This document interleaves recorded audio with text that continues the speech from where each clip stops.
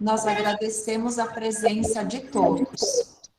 Para um bom aproveitamento da reunião, vou solicitar aos senhores para que desliguem seus microfones. Assim a gente evita interferências. E caso alguém queira participar ou questionar a palestrante, poderá utilizar o chat para isso. Então, vou iniciar saudando a minha equipe, as gurias, a Maria Lúcia, a Neuza e a Nelise. Vou saudar também a Associação Cultural Santa Rosa, que é o nosso braço direito, nossa parceira aqui da escola, aos nossos professores e funcionários e a vocês pais, integrantes da família Santa Rosa. Estamos aqui reunidos nesta noite para dar continuidade a um ciclo de palestras sobre saúde mental. Esta é a nossa terceira edição. E hoje nós temos uma convidada muito especial aqui conosco, a Rochelle Hefliger. A Rochelle foi nossa aluna aqui na escola. Formou-se no ensino médio em 2011 e hoje já é psicóloga e parceira da escola. A Rochelle é especialista em neuropsicologia pelo Hospital Israelita Albert Einstein. Também tem formação em reabilitação neuropsicológica pelo Hospital das Clínicas da USP de São Paulo. Atua como psicóloga, clínica infantil e neuropsicologia. Tem experiências nas áreas de psicologia e neuropsicologia, com ênfase no desenvolvimento infantil. Neste ano, a Rochelle já nos ajudou em outros projetos. Ela aplicou o teste vocacional para os nossos alunos do ensino médio e ela também veio conversar com o nosso terceirão sobre profissões, contar um pouquinho da sua experiência profissional.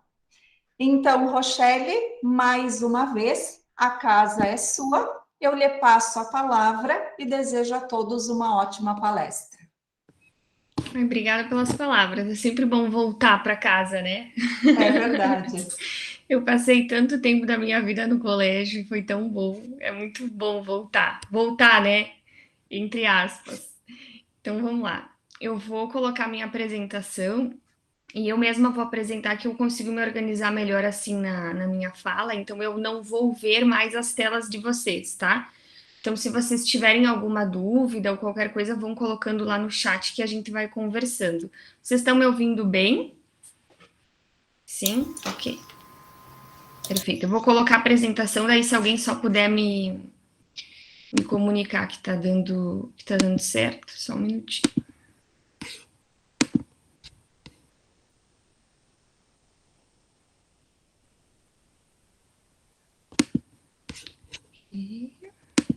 Vocês estão vendo? Sim, Rochelle. Perfeito. Tá ótimo. Ótimo, então. Não preciso mais me apresentar, né? Já que eu já fui apresentada. Mas então, só para explicar um pouquinho com o que eu trabalho, né? Eu sou psicóloga clínica infantil e neuropsicóloga, né? Nesse momento eu não estou mais atendendo psicoterapia porque estou gravidíssima, então eu já estou entrando em fase de licença maternidade, né? E a neuropsicologia, então eu sempre explico um pouquinho o que é, que o pessoal ainda não conhece muito, né? Então é uma avaliação neuropsicológica, né? Então uma avaliação das funções cognitivas e funções executivas para a gente entender o padrão de funcionamento daquela criança, adolescente, adulto ou idoso também, né? A avaliação contempla todas as faixas etárias, né? Então, geralmente a gente avalia para entender se a criança tem algum transtorno ou algo nesse sentido, né? Então, é com isso que eu trabalho. Eu coloquei aqui alguns tópicos sobre o que a gente vai falar hoje para conseguir embasar toda a minha conversa posterior, tá? Então, primeiro eu vou passar sobre o desenvolvimento cerebral e cognitivo de uma forma um pouquinho mais, só uma pincelada mesmo, para vocês entenderem sobre o que a gente vai falar depois, né? E daí é que eu vou passar para esses pilares, então, que são fundamentais segundo a literatura, né? para um melhor desenvolvimento. Eu sempre vou falar do contexto cerebral, cognitivo, e sempre com evidências científicas, tá? Então, eu sempre vou trazer os estudos que são novos na área, né? Então, é por isso que a gente embasa esses pilares hoje, né? São pilares atuais.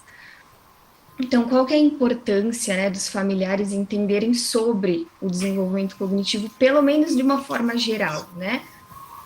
Então, a gente tem que entender mais ou menos uns marcos esperados, considerando um desenvolvimento típico, né? Desenvolvimento típico é um desenvolvimento padrão. Então, quando a criança, o adolescente está tendo um desenvolvimento dentro daquela linha de base, né? A linha basal, que a gente chama, né? Então, existe uma falácia, né? Talvez vocês já ouviram falar de que cada criança tem o seu tempo, né? Na verdade, cada criança tem o seu tempo dentro dessa faixa etária esperada, né? Então, a gente espera que a criança adquira essa habilidade dentro desta faixa. Depois dessa faixa, a gente já tem um atraso. Não quer dizer que a gente vá ter um transtorno, não é isso, mas a gente tem um atraso, que talvez a gente estimulando, a gente consiga melhores resultados, né? Então, quando a escola fala assim, essa criança está tendo uma dificuldade, talvez a gente procure ajuda para poder estimular de alguma forma, né? Então, é considerando esses marcos. Então, se os pais conseguem ficar atentos, né, a esses marcos, tudo ocorre um pouco mais rápido, né?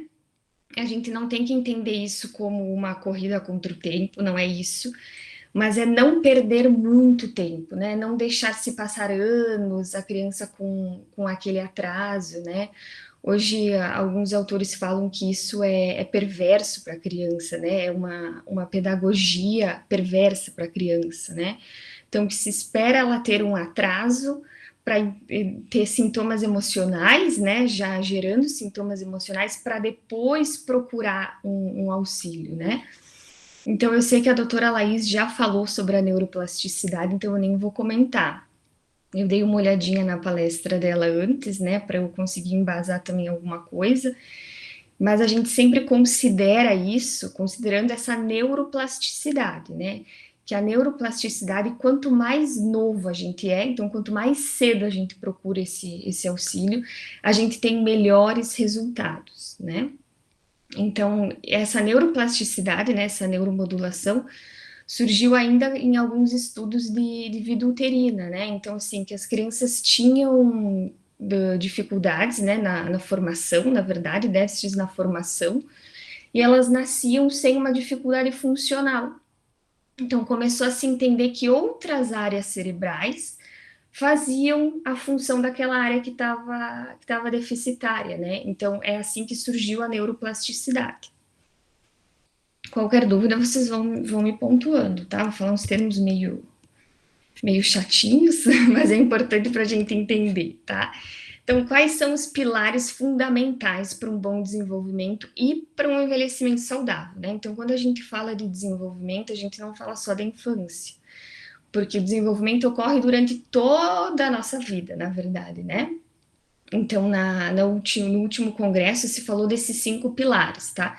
Eu vou passar depois alguns deles para a gente conversar, né? Então, são as atividades cognitivas, que são os hábitos de leitura e escrita, a escolarização, então, assim, quanto mais anos de estudo eu tiver, né, mais reserva cognitiva eu vou ter. O que é essa reserva cognitiva, né? A gente consegue entender essa reserva cognitiva como se fosse uma pilha de lenha, digamos assim. Então, durante toda a minha vida, eu vou fazendo esses 5 pilares bem bonitinhos, né, do desenvolvimento, e eu vou colocando lá bastante lenha na minha pilha. Então, conforme eu vou envelhecendo, eu tenho lenha para queimar. Então, assim, a gente sempre vai ter perda cognitiva com o passar dos anos, tá? Isso não tem como se salvar. E é bem cedo, né? Se considera que depois dos 30 anos a gente já começa a ter alguma perda cognitiva, principalmente de memória. Então, quanto mais esses pilares eu fizer desde a infância, então mais lenha eu vou ter para queimar, eu não vou sentir tanto essa perda cognitiva, né? Então, eu vou ter tem que ter convivência social, sociabilidade, né? Agora, com a pandemia, a gente viu o quanto que isso é importante. Fazer exercício físico e cuidar da alimentação. né? Então, são esses os 5 pilares que considera-se fundamental para esse desenvolvimento, né?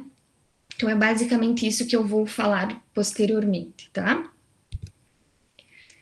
Então, primeiro eu vou passar sobre o desenvolvimento cognitivo para ficar um pouco mais claro, tá? Quando a gente fala em cognição, geralmente a gente já pensa assim em nível de inteligência, habilidades intelectuais, mas na verdade a cognição a gente linka a todas as nossas funções cognitivas, tá?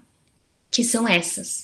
Então, atenção, memória, linguagem, habilidades motoras, sociais, acadêmicas e funções executivas. Essas funções executivas eu vou passar no finalzinho um pouquinho também só sobre ela, porque ela é muito importante, são nossas funções de planejamento, né? Então, uma pessoa, o intelecto da pessoa só está aqui, nas habilidades acadêmicas, né? Então, a gente tem todo um nível de base, né, um nível basal, de outras funções que a gente também tem que cuidar para ter um bom desenvolvimento, tá? E como que acontece esse desenvolvimento cognitivo? Né? Através da maturação cerebral. Então, aqui a gente tem uma linha de desenvolvimento de 15 anos, tá? Então, aqui a gente tem um cérebro de uma criança de 5 anos, e aqui uma criança um adolescente, adulto jovem, perdão, de 20. Então, quanto mais azulzinho estiver o meu cérebro, mais maturado ele vai estar, mais maduro, né?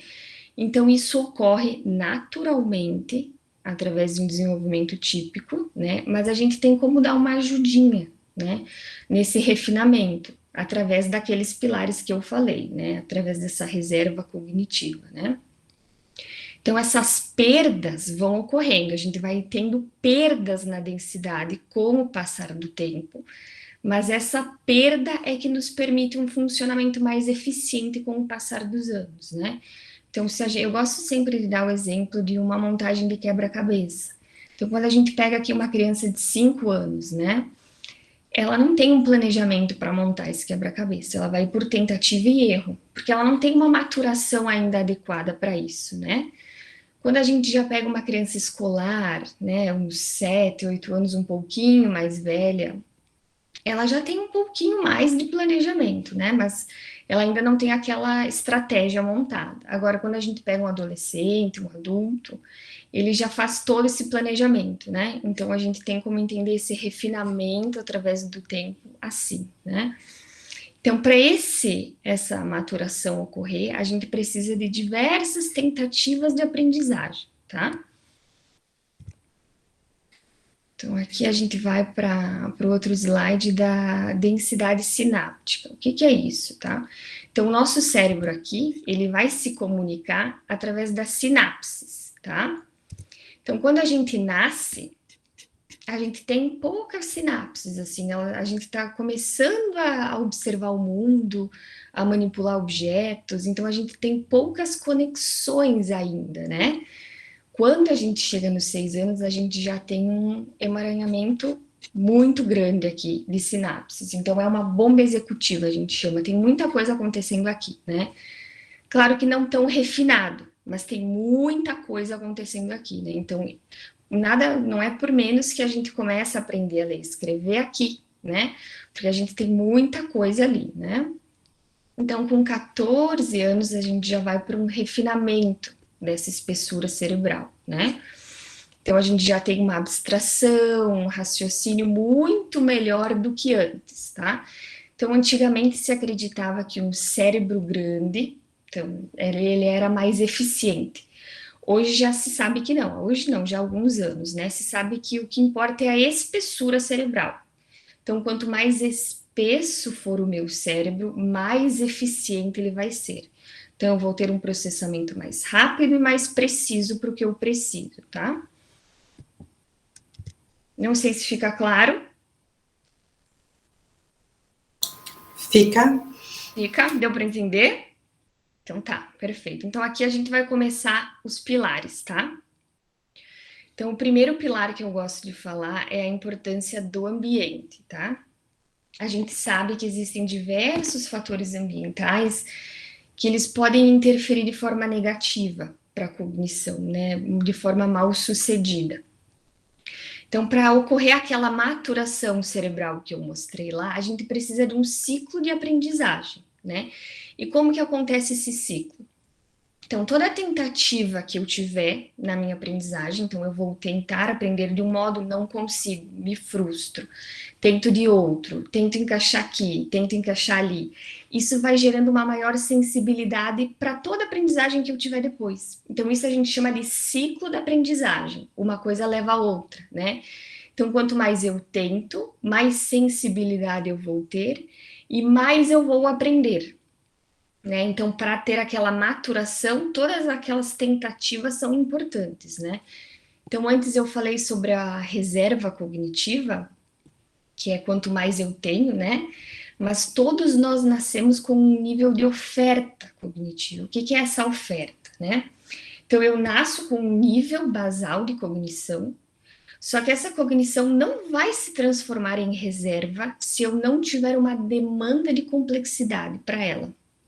Então, não adianta eu fazer todos aqueles pilares direitinho, me alimentar bem, ter exercício físico, mas eu não ter uma demanda de complexidade. Então, a minha oferta cognitiva vai se perder com o tempo, não vai se transformar em reserva, né? Essa demanda de complexidade, basicamente, é ensinar a fazer por si próprio, né? Então, não fazer tudo para os nossos filhos, basicamente, né? Ensinar a fazer para tentar. Então, essa oferta cognitiva virar uma reserva cognitiva com o passar dos anos, tá? Então, o que eu quero dizer com isso? Que a repetição, ela é muito importante para a aprendizagem. Então, a gente precisa tentar para aprender, se frustrar e tentar de novo de um outro modo, né? Então, a gente precisa ter um ambiente propício para isso, né? Então, a gente vai aprender mais e ter um desenvolvimento da autonomia. Então, eu sempre digo para cuidar com informação mastigada, né? Então, às vezes eu recebo familiares no consultório, e eles dizem, não, mas eu não acho que meu filho tem dificuldade de atenção. Claro, porque eles estão dando uma informação muito mastigada para a criança. Então, essa criança não tem como demonstrar uma dificuldade. O que é ruim também, né? Porque se ela não mostrar dificuldade, ela também não vai conseguir aprender essas tentativas, né? E aí, quando a gente vai avaliar, a criança tem um déficit atencional muito grande. Então, porque no ambiente familiar a informação está muito mastigada, é dada para ela, né? Não é demonstrado para ela como ela tem que fazer. Tem um outro autor que fala sobre o parquinho das emoções, né? Então, assim como a gente leva as crianças para brincar no parquinho de forma motora, né? A gente também tem esse parquinho das emoções, então elas precisam desses espaços, né, para criar, para manipular, para sentir. Isso é importante para o desenvolvimento da criança como um todo, tá?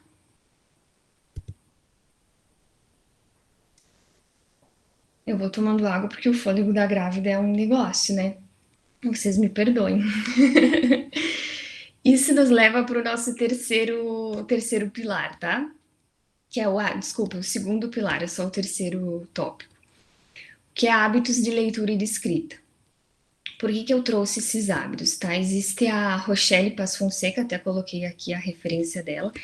Ela estuda, ela tem essa linha de pesquisa desses hábitos há mais de 20 anos, tá? E hoje ela já levantou essa hipótese de que a melhor coisa para um desenvolvimento e para um envelhecimento saudável é hábitos de leitura e escrita. Então, ela avalia adultos e idosos e eles perdem menos cognição se eles começam a escrever e ler. Então, levantar esse tópico é muito importante, tá? Porque são hábitos que a gente tem que ter de forma contínua. Vou tentar explicar também o porquê essa linguagem escrita ela tem que ser exercitada de forma contínua, tá? A gente não nasce sabendo ler e escrever, nem nasce também sabendo falar, né? Linguagem oral. Só que a linguagem oral, ela se desenvolve naturalmente. Então, mesmo eu tendo pouco estímulo no meu meio ambiente, o meu cérebro está pronto para isso, né? Então, eu vou aprender a falar, porque isso é mandatório para a sobrevivência. Já essa parte escrita, a linguagem escrita, não. Então, a gente precisa ser ensinado e ser exercitado de forma contínua. Então, a coisa mais difícil que o nosso cérebro vai fazer durante a nossa vida é aprender a ler e escrever, né? Então, por isso que a gente tem que continuar exercitando isso se tornar um hábito e eu criar uma reserva cognitiva. Então, por isso que isso é tão importante para esse envelhecimento saudável, tá? No congresso também de neuropsicologia, então são informações atuais, né? Se falou que a família precisa abraçar, né? Então, no mínimo 50% desse processo educacional informal. Então, essa parte é em casa, né? Então, ensinar regras sociais, essa construção da autonomia, essa estimulação por brincadeiras e apoiar esses valores educacionais, esses hábitos de leitura e escrita. Outra coisa que eu coloquei aqui é da memória afetiva e do sistema límbico. Por que eu acho isso importante, tá? Se sabe que quanto mais o ser humano como um todo, né, estiver identificado com aquele hábito, mais ela vai aprender, né, porque ativa a nossa memória afetiva e nosso sistema límbico, então eu aprendo mais fácil, né, então se a escola apoia esses hábitos em casa, né, na escola, desculpa, e os pais apoiam nesse ambiente familiar, eu ativo muito mais essa minha memória afetiva, e eu aprendo muito mais, né? Então, é esse o ciclo. Aqui, então, tem uma rotina saudável de estudos, vocês podem tirar foto, enfim, mas eu posso deixar depois o material se vocês quiserem, tá? Então, é de uma cartilha, tá?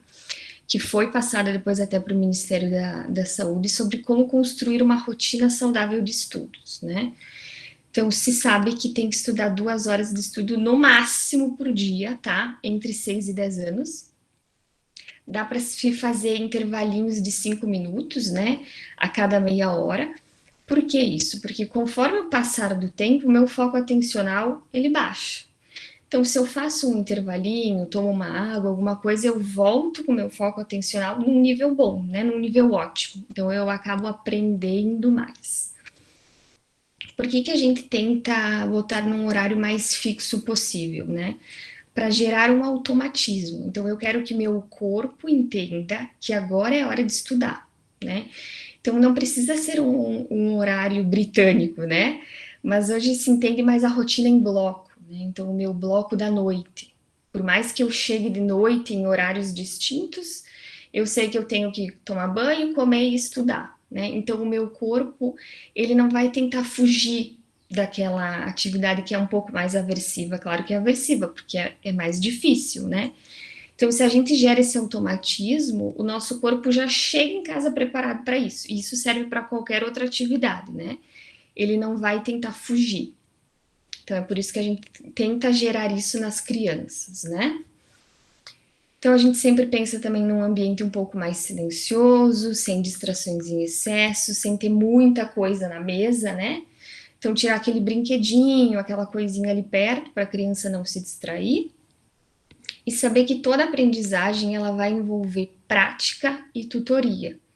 Então, é bom a gente estar por ali para supervisionar a criança ou adolescente, não precisa ser sempre, né? Mas até ter uma construção dessa rotina, em fase mais inicial, é bom a gente estar ali disposto e supervisionar essa criança, esse adolescente. Eu não vou entrar nos detalhes das redes sociais, né? Hoje é um assunto polêmico, mas eu quis trazer isso sobre a compreensão de textos e o uso de telas, tá? Então, toda vez que eu vou ler um texto, eu vou ativar representações mentais. O que são essas representações mentais, né? É um conjunto de operações para eu construir um significado. Então, por exemplo, eu vou ler um livro e eu vou ativar aquelas minhas representações mentais para conseguir compreender aquele livro, né? Aí eu vou lá ver o filme, e o filme sobre aquele livro, eu penso, nossa, mas é diferente. Eu não tinha pensado dessa forma, né? Claro, porque a tua representação mental não foi a mesma do diretor do filme, por exemplo, tá? Então, toda vez que eu tiver que compreender um texto, eu vou ter que fazer isso. Essa operação cognitiva para ter representações mentais, tá? Isso não é importante só na escola, né?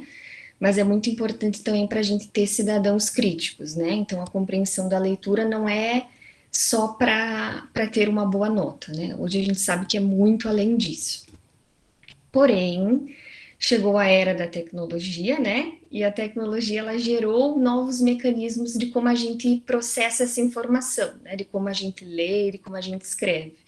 Então, ela é um pouco mais lenta, não tão precisa e mais superficial. Então, eu pego meu celular, eu vou ler uma mensagem, eu só vou bater o olho ali, então eu já sei o que eu tenho que fazer, né?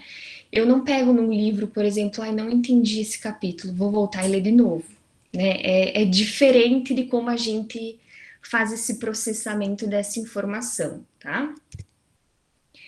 Então, a gente tendo esse processamento um pouquinho mais superficial, né, gerou essa hipótese da superficialidade. O que é essa hipótese, né? Então, esse uso excessivo dessas ferramentas digitais acaba gerando interações mais breves, né? Então, eu mando uma mensagem para a pessoa, me comunico por 5 minutos e ok, né? Então, e pela recompensa a curto prazo. Então, eu mando essa mensagem e eu logo tenho a resposta, né? Virou um ciclo, digamos, né?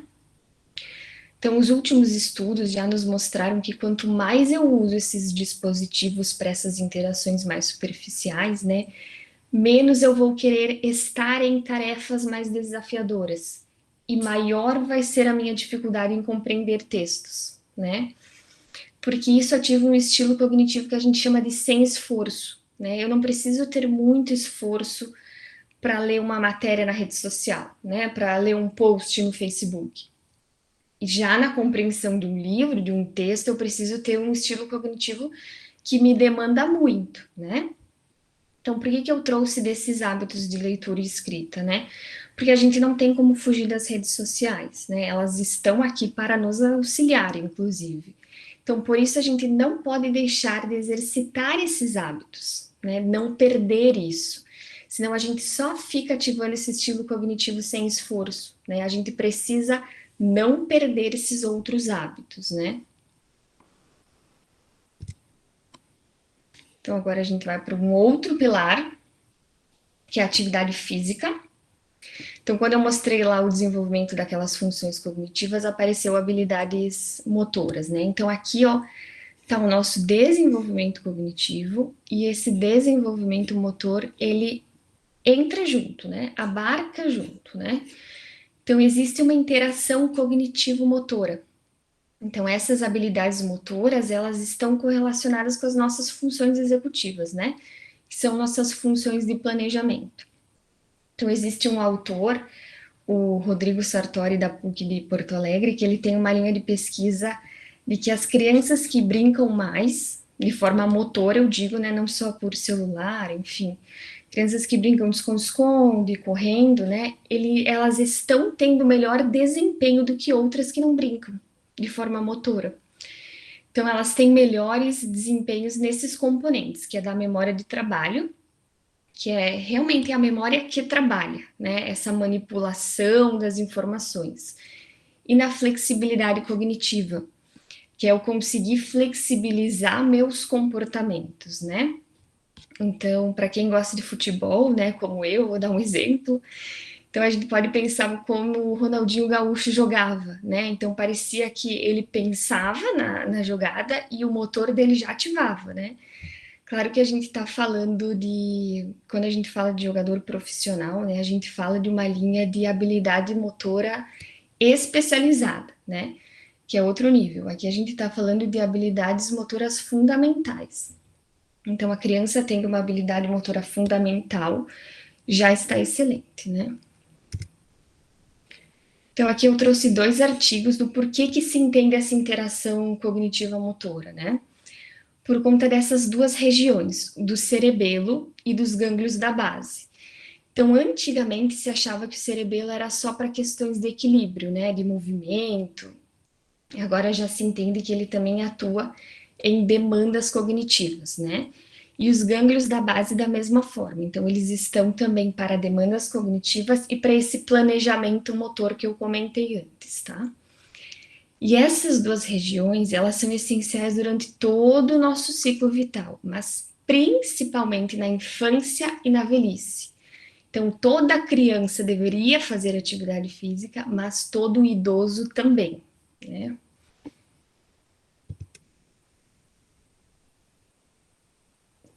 Aqui eu trouxe outro artigo.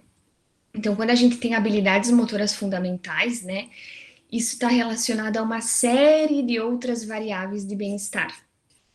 Por exemplo, então, quanto mais atividade física eu tiver, mais saúde eu vou ter, né? E mais a percepção da competência eu vou ter. Que isso é importantíssimo para o desenvolvimento da autoeficácia da criança e do adolescente, né? Eles se perceberem como competentes naquilo que eles estão fazendo, né? Então vamos para o nosso penúltimo pilar, né? Que são os hábitos de sono. Todo mundo sabe que a gente precisa dormir bem, mas às vezes a gente tem essa dificuldade, né? Então a gente sabe que o sono ele vai afetar de forma significativa os nossos níveis de humor, de ansiedade, de apatia, né? Então basta uma noite mal dormida que a gente já acorda todo desregulado, né? Só que o sono ele também é importante para consolidar a nossa memória e a nossa aprendizagem. E ele também nos permite esquecer e reorganizar, né? Por que é importante a gente esquecer? Então, às vezes a gente pega muito pesado com a nossa memória, né? Não quer esquecer nada, mas é importante. Porque assim, eu penso assim, tenho que comprar no mercado queijo.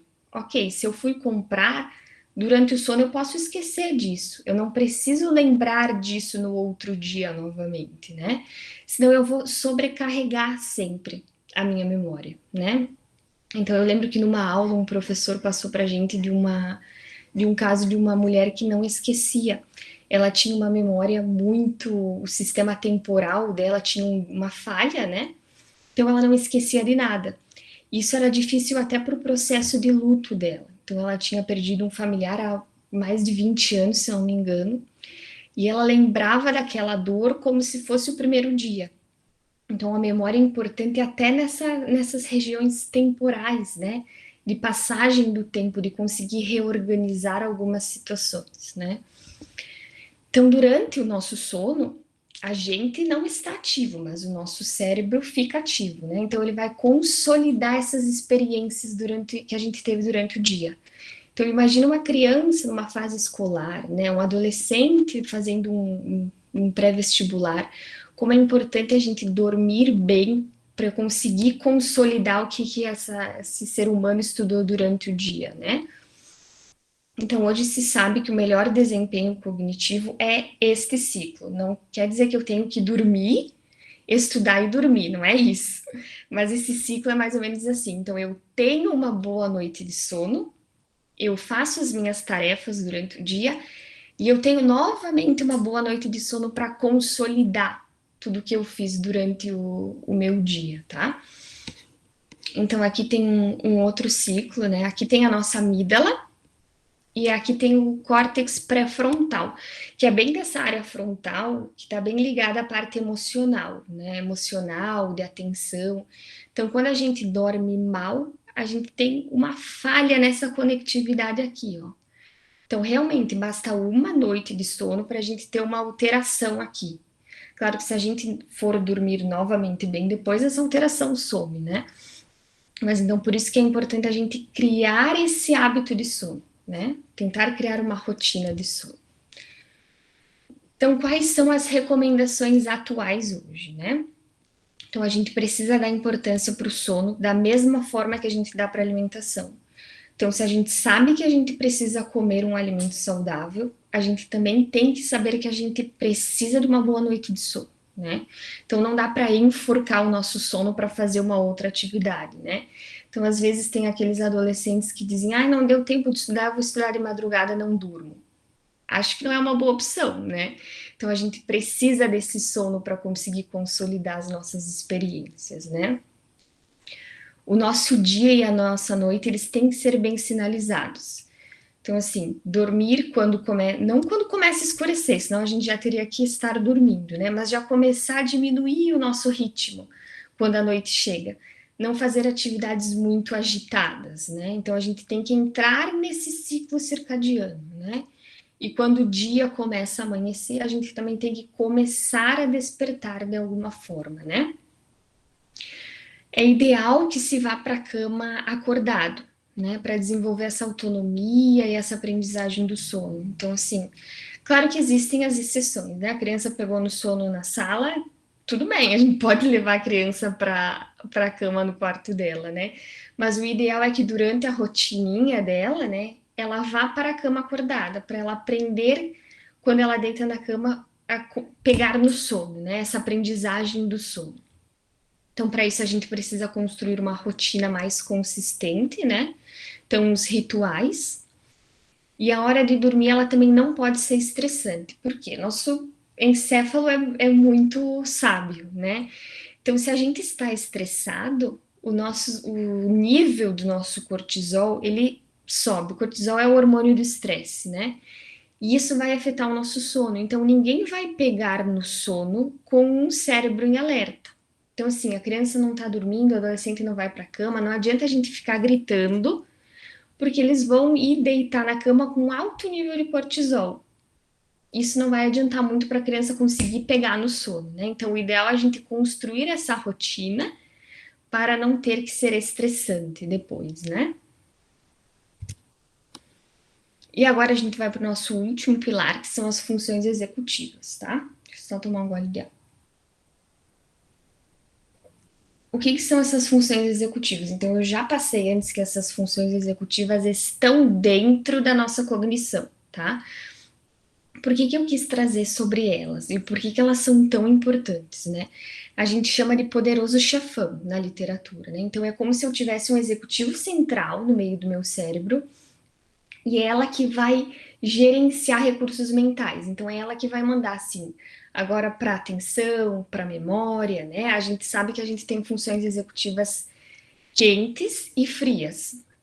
As quentes é bem dessa parte de emoção mesmo, né? De labilidade emocional. E as frias é de cognição. Então, essas funções executivas, elas são de execução mesmo, né? Elas são importantíssimas. Então, para a gente conseguir se autorregular, né? Então, assim, preciso me controlar para alguma coisa, estou muito estressado para outra, eu preciso ter funções executivas adequadas, né? E essas funções executivas é que elas nos permitem planejar. Então, eu consigo antecipar o meu futuro, né? Criar ações mentais, e com isso eu crio longas cadeias de comportamento, né? Para eu conseguir alcançar esses futuros, né? E eu consigo postergar gratificações com isso. Por isso que elas são tão importantes e hoje se vê elas tão deficitárias, né? Poucas pessoas com funções de planejamento, de inibição, né? De conseguir planejar a longo prazo, né? Se preparar para isso a longo prazo, né? Por isso que eu quis trazer sobre elas. Aqui a gente tem as 7 funções executivas do Barclay, né? Barclay, ele é o pai das funções executivas, né? Ele estuda isso há muitos anos e ele trouxe esse desenvolvimento das funções executivas. Por que eu quis trazer isso, né? Porque aqui em cima, a gente tem a resolução de problemas e o planejamento, que eu falei antes. Só que para a gente chegar aqui em cima, isso é como se fosse uma escadinha mesmo, né? Olha quanta coisa que eu tenho que ter para baixo antes de alcançar essa função de planejamento, né? Aqui é a maturação neurológica que eu falei lá na frente, né? Então eu vou resumir isso para vocês, tá? Então aqui eu preciso ter um direcionamento da minha atenção, ou seja, eu preciso ter um foco, eu preciso saber onde eu quero chegar, né? Eu preciso ter também inibição, então eu não posso me descontrolar e fazer tudo o que eu quero na hora que eu quero. Eu tenho que saber me inibir comportalmente, né? Eu tenho 2 tipos de memória de trabalho, então a não verbal, que seria meus pensamentos mentais, para eles se transformarem em ações mentais e eu conseguir verbalizar isso, né? Meus pensamentos. E aí eu tenho também a regulação emocional e a regulação da motivação, que elas estão super ligadas, né? Eu consigo me motivar me regulando de forma emocional, né? Então aqui eu chego finalmente para o meu planejamento e minha resolução de problemas, né? E essa aqui, essa última etapa, ela é uma função que tem como base o desenvolvimento das brincadeiras infantis. Então, assim, para eu chegar aqui na adolescência com um bom planejamento, olha quanta coisa eu tenho que ter feito antes, né? Então, por isso que eu quis trazer isso para ficar um pouquinho mais claro o quanto aquele parquinho das emoções, o manipular, o sentir, o criar, o tentar, é importante para a gente poder criar depois adolescentes e adultos mais saudáveis, né? Claro que as funções executivas, elas vão se moldando e funcionando de uma forma mais madura até os 45 anos, né? Então a gente tem tempo para isso. Porém, os últimos estudos nos trouxeram que se a gente não for ensinado a fazer isso até os 30 anos, depois a gente não aprende mais. Então, se eu não fui ensinada a pensar, a resolver meus problemas, né, planejamento até os 30 anos, isso dificilmente vai acontecer depois, né? Aqui, então, meu último slide, para exemplificar bem. Eu trouxe isso, não é para assustar, tá? Mas para ficar bem claro o como que isso é importante, né? Então, esse pensar, mas não ativar o comportamento. Então, eu até tenho um pensamento mental, uma ação mental, mas eu não transformo ela para o comportamento. O que que seria? Eu sei que eu preciso comer saudável, mas é muito difícil para mim. Eu não como, né? Eu sei que eu preciso ir dormir bem, mas hoje eu tô sem vontade, então eu não durmo cedo, né? Então isso está associado a buscar um estilo de vida não tão saudável. E isso traz consequências médicas e de saúde, né? Por conta dessa desregulação das funções executivas. Aqui eu trouxe da palestra do Barclay, né, que eu comentei antes. Aqui é um quadro clínico, tá? Então são adultos que têm um quadro de disfunção executiva nível grave, tá? Então a gente não está falando de quadros atípicos, né? A gente está falando de quadros típicos. Eu só quis trazer isso para ficar bem claro. Então ele viu por que ele é tão importante essa pesquisa, porque ele está avaliando pessoas há mais de 30 anos, as mesmas pessoas, né? Então essas pessoas têm essa dificuldade tão grande nessas funções executivas que elas tiveram uma redução da expectativa de vida. E assim, uma redução muito grande, né? Então a gente fala ali de 12 anos a menos na expectativa de vida em função desses déficits, né? Claro que as crianças que tiveram um diagnóstico mais cedo, né, então tiveram um diagnóstico cedo e um acompanhamento durante toda a vida, tiveram uma expectativa de vida um pouco menos reduzida do que a outra, né? Então foram para 3 anos. Então, quando eu falei lá no início da neuroplasticidade, da gente entender esses marcos, né? Então, é para isso, né? Eu quis fechar com isso, realmente não para assustar, mas para fazer um sentido. Né? Então, a gente tem que pensar, entender esses marcos. Se os marcos não foram alcançados, a gente não precisa esperar, a gente pode estimular, né? Então, como essas tentativas de aprendizagem são importantes ao longo da vida, né? Esses hábitos de leitura escrita, de sono, de atividade motora, né? Como são importantes aqui para o final, né? Então, com adolescentes e adultos jovens, como é importante isso para a gente criar cada vez mais adultos saudáveis, né? Então, foi mais ou menos nessa intenção. Eu agradeço a atenção, a participação, eu fico à disposição para conversar um pouquinho e tirar dúvidas de vocês. Eu vou parar a minha apresentação só para eu conseguir ver vocês, tá?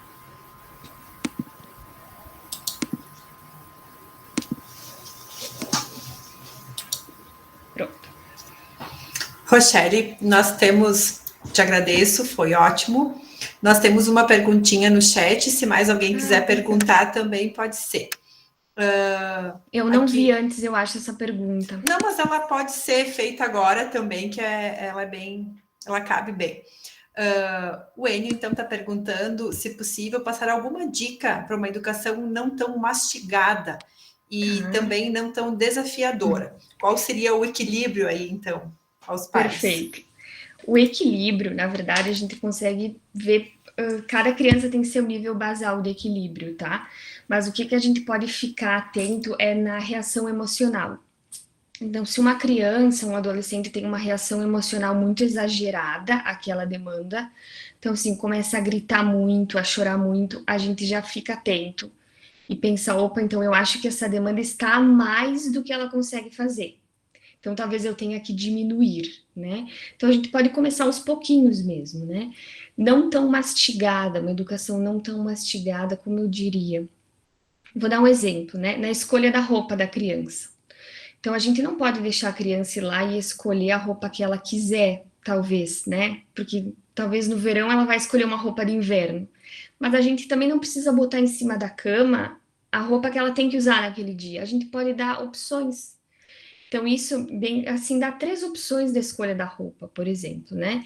Então, ela não vai ter essa informação mastigada nessa escolha, ela vai conseguir raciocinar. Então, ela vai saber, opa, eu tenho que ir até a janela, botar a mãozinha fora para ver se tá quente ou tá frio, né? Qual roupa será que eu escolho hoje, né? Qual eu tô mais afim de usar hoje, né? Então, é mais ou menos isso, não dar também as opções tão mastigadas, né? Deixar ela criar. Deixar ela errar, deixar ela se frustrar, porque essa frustração é importante para o aprendizado, né? A gente sabe que, como adultos, a gente se frustra o tempo inteiro, né? A gente se frustra o dia inteiro. Nem tudo dá certo durante o nosso dia, né? E se a gente tenta minar, né, isso, tirar isso da criança, como isso não vai ser difícil depois na fase adulta para ela, né? Então a gente tem que pensar que a gente está criando adultos, né? Então essa criança ela não vai poder ser colocada dentro de um casulo por muito tempo, né? Então ela precisa se frustrar. Isso deve ser difícil para os pais, né? Eu nem penso que me aguarda, já tenho medo agora.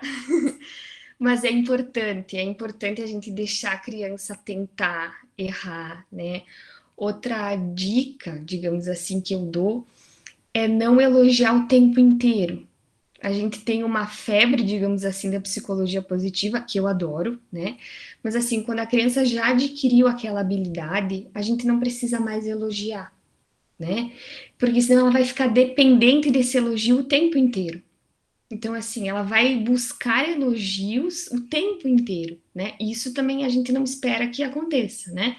Então, assim, ela aprendeu, vou dar um exemplo, os primeiros passinhos. Ah, beleza, então a gente vai elogiar muito ela, até ela realmente conseguir caminhar bem. Depois a gente não precisa mais elogiar ela o tempo inteiro, a gente vai elogiar ela por outra coisa, por uma habilidade que ela ainda não aprendeu. Senão essa criança fica muito dependente disso, né? Então ela vai buscar recompensas o tempo inteiro.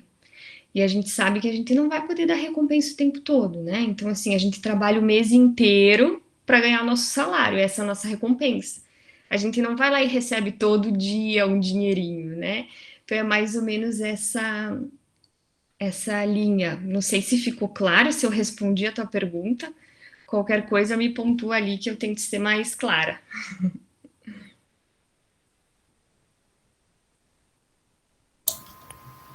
É como se a infância, né, Rochelle, fosse um ensaio para a vida adulta. Sim, É com mais ou certeza. menos isso. Exatamente. Aqui o Enio diz que sim, ele agradece. Perfeito, eu que agradeço. Mais alguém gostaria de fazer mais alguma pergunta? Pode ser pelo chat, pode abrir o microfone também, fiquem à vontade.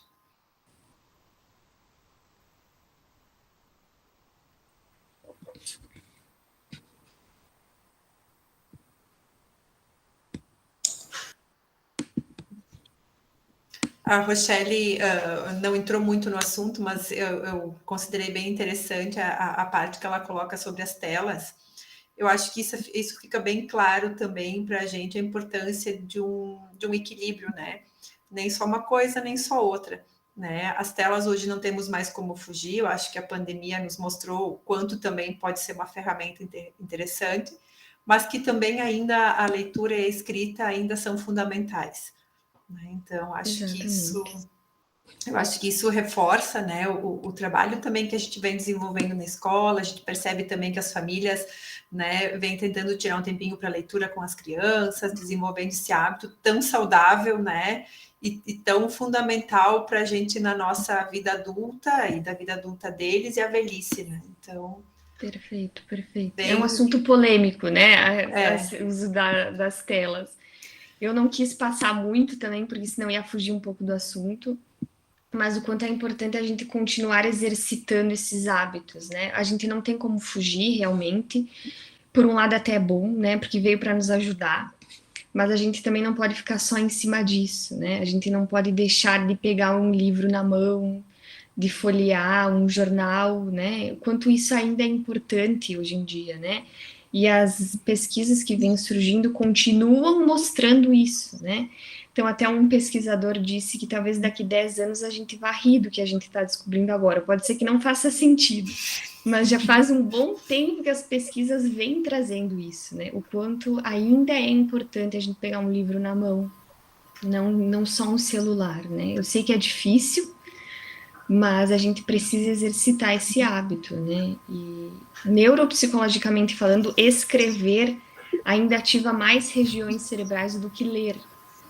Então, a gente lê e fazer mapas mentais, né? Eu tento fazer isso, pelo menos, né? Então, eu espero que eu tenha bastante reserva cognitiva com o tempo. E o quanto é isso importante, né? Para o envelhecimento saudável depois, né? Não só agora, mas depois também. Acho que a Neuza quer falar. Eu só iria complementar, né? As profs de língua portuguesa agradecem. Ai, que bom!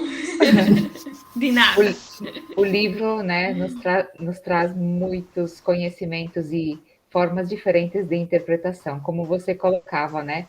Quando a gente assiste o filme baseado na história real, muitas vezes não tem muito sentido no que nós interpretamos, né? Exatamente. Eu acho esse exemplo magnífico, né? Porque é bem isso, né? Então a gente ativa essas representações mentais, então imagina quantas áreas cerebrais a gente não tá ativando, né, para conseguir entender um livro, né? Compreender um texto, né? E que hoje está tão difícil ultimamente, né, da compreensão. Então a gente bota até no Face, por exemplo, bota um texto, as pessoas compreendem às vezes totalmente errado, então o quanto falta ainda, né? Essa compreensão. Isso veio se perdendo com o passar dos anos, parece, né? Então, por isso que a gente não pode deixar de exercitar. Eu acho esses hábitos de leitura e de escrita o pilar mais fundamental, assim, se eu puder escolher um, mas é o pilar mais fundamental para a gente ter esse bom desenvolvimento, né? Não sei se mais alguém tem alguma pergunta, pessoal.